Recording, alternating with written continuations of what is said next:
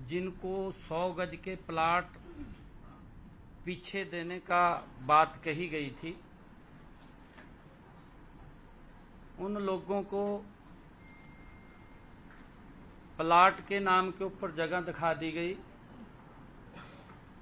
परंतु कोई पोजीशन या उनके नाम कोई रजिस्ट्री नहीं हुई और काफी संख्या के अंदर ऐसे लोग चक्कर काट रहे थे कि हमें उस 100 गज प्लॉट की पोजीशन भी मिले, उसकी रजिस्ट्री भी मिले।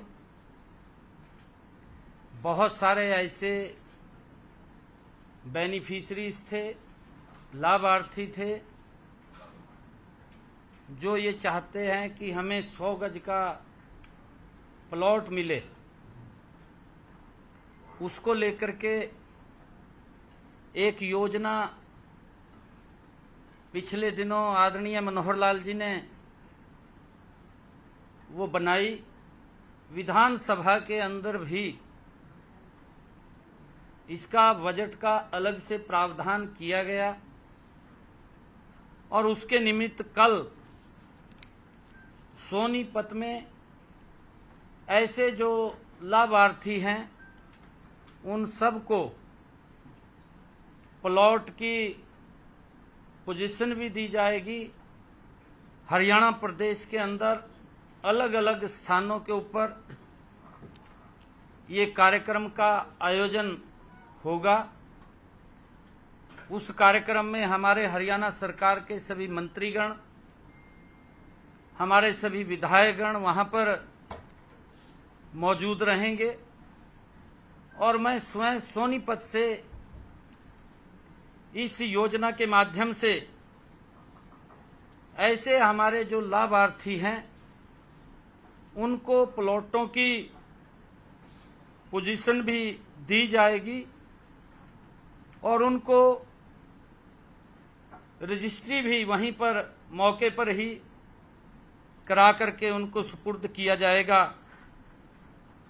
और इसके बाद ऐसे हमारे हरियाणा प्रदेश के अंदर ये 20,000 लाभार्थी हैं जिनको कल प्लॉट और पोजीशन दी जाएगी,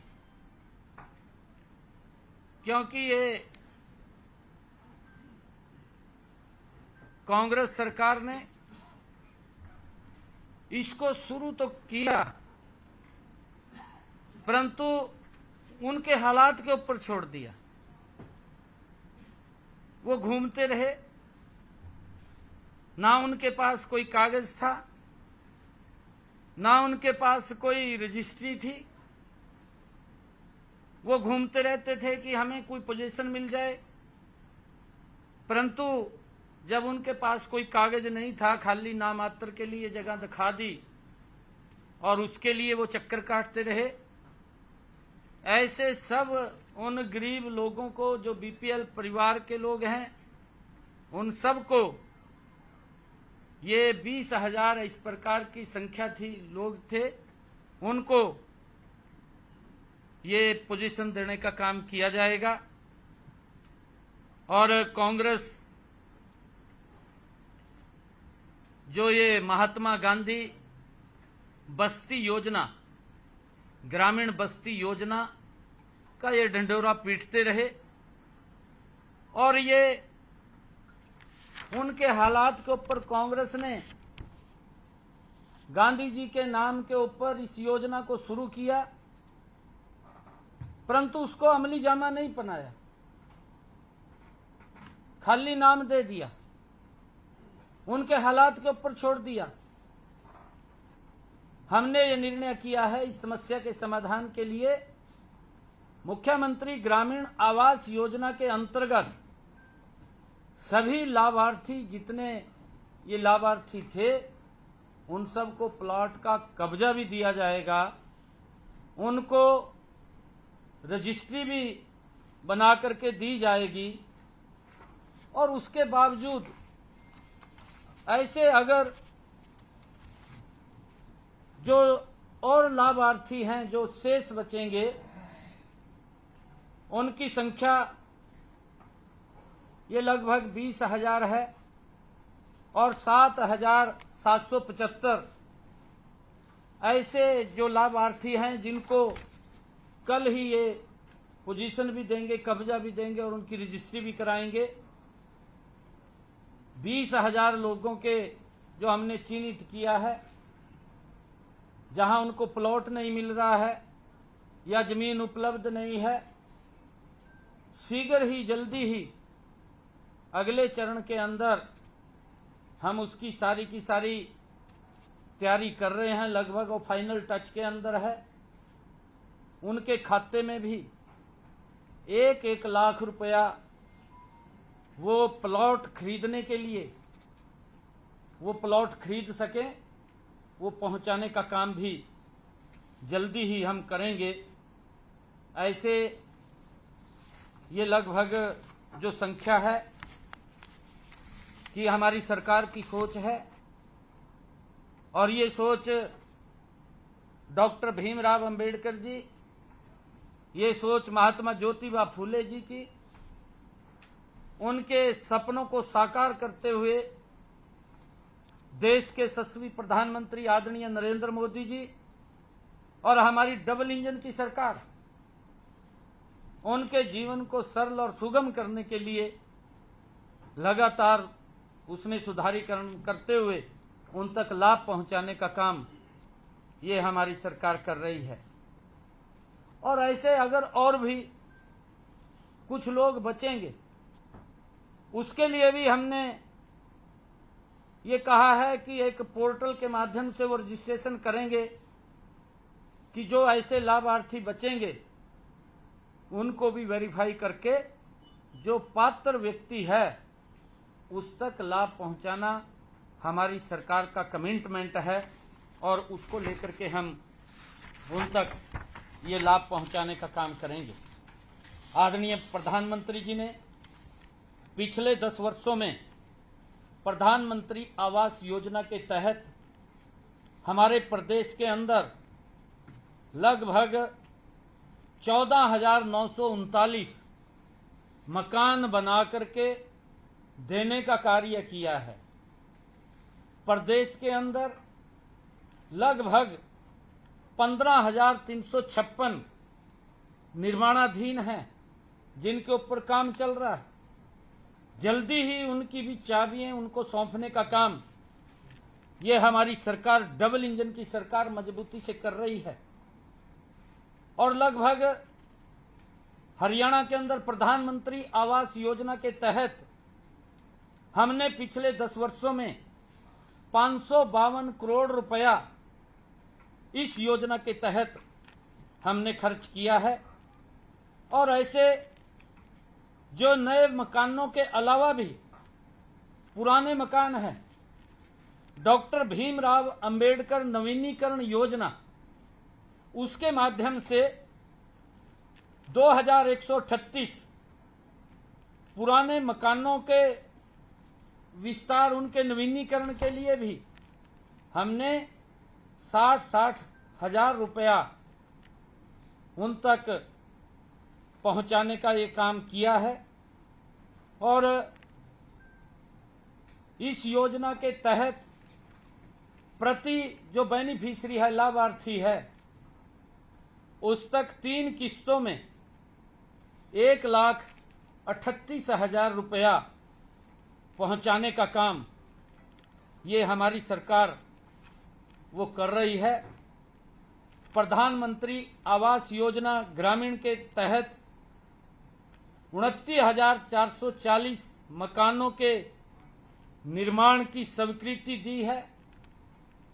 इसमें 26,318 मकान बनवाए गए हैं। इनके ऊपर 376 करोड़ रुपया की मदद वो की गई है। हमारी सरकार लगातार गरीब के हित के अंदर मजबूती से फैसले लेती हुई ये नरेंद्र मोदी की सरकार, डबल इंजन की सरकार, गरीबों के हित में मजबूत फैसले लेकर के उनको सशक्त करने का काम कर रही है। मैं आज आप लोगों के माध्यम से देश के यशस्वी नेता, दुनिया के लोकप्रिय नेता, जो आज तीसरी बार भारत के प्रधान सेवक के रूप में, जिनके मन में गरीब को लेकर के पीड़ा है, जिनके मन में किसान को लेकर के पीड़ा है, जिनके मन में महिलाओं को सशक्त करने के लिए जो उनके मन में पीड़ा है, जिनके मन में युवाओं को उनका विश्वास बढ़े और युवा आगे बढ़े, उसको लेकर के चिंता करते हैं, ऐसे यशस्वी नेता आज तीसरी बार इस देश की बागडोर संभालने का काम करेंगे। और मुझे ये पूर्ण विश्वास है, आदरणीय नरेंद्र मोदी जी को मैं हरियाणा की तरफ से बहुत बहुत बधाई भी देता हूं, शुभकामनाएं भी देता हूं।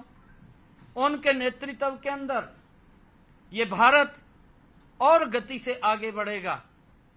जो आदरणीय मोदी जी का संकल्प है कि हमने भारत को 2047 तक ये विकसित राष्ट्र बनाना है, हरियाणा पूर्ण रूप से आदरणीय मोदी जी के साथ खड़ा होकर के उनके संकल्प को साकार करने में मजबूती प्रदान करेगा। और मुझे आज आप लोगों के माध्यम से ये भी एक बात और कहनी है कि जो कांग्रेस के युवराज जिस प्रकार से ये पवित्र संविधान की बुक लेकर के वो पूरे देश के अंदर गरीबों को उनको लाभ तो देने की बात 60 सालों के अंदर कांग्रेस ने नहीं की, परंतु ये झूठ का डंडोरा पीटने का काम ये कांग्रेस के युवराज, कांग्रेस के नेताओं, घमंडिया गठबंधन के लोगों ने जो ये देश के गरीबों को ऊपर अत्याचार किया है, उनको भ्रमित किया है, उनको झूठ के जंजाल में फंसाने का काम किया है, ये दुर्भाग्यपूर्ण है कि मोदी जी आएंगे तीसरी बार और वो संविधान को समाप्त कर देंगे, आरक्षण को समाप्त कर देंगे। इस प्रकार का पाप कांग्रेस और घमंडिया गठबंधन के लोगों ने किया है और उस पाप के आधार के ऊपर ही, क्योंकि जो सीटें उनकी आई हैं वो इसी झूठ के आधार के ऊपर आई हैं, देश इसको समझ रहा है।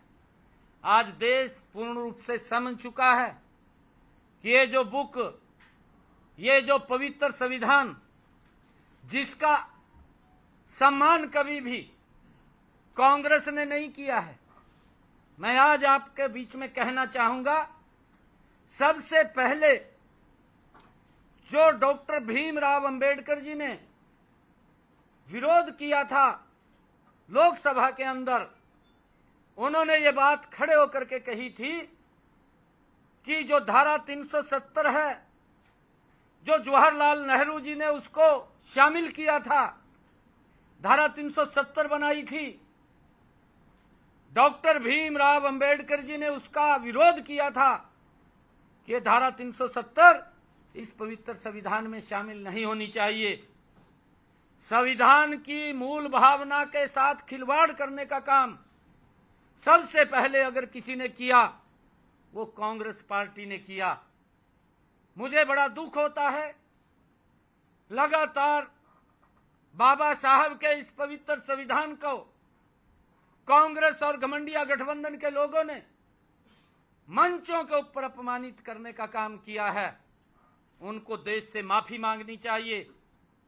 और मैं ये भी बताना चाहता हूं कि जब दूसरी बार इस पवित्र संविधान से, डॉक्टर भीमराव अंबेडकर जी की मूल भावना से कांग्रेस ने इससे खिलवाड़ करने का काम तब किया जब 1975 में इमरजेंसी लगी।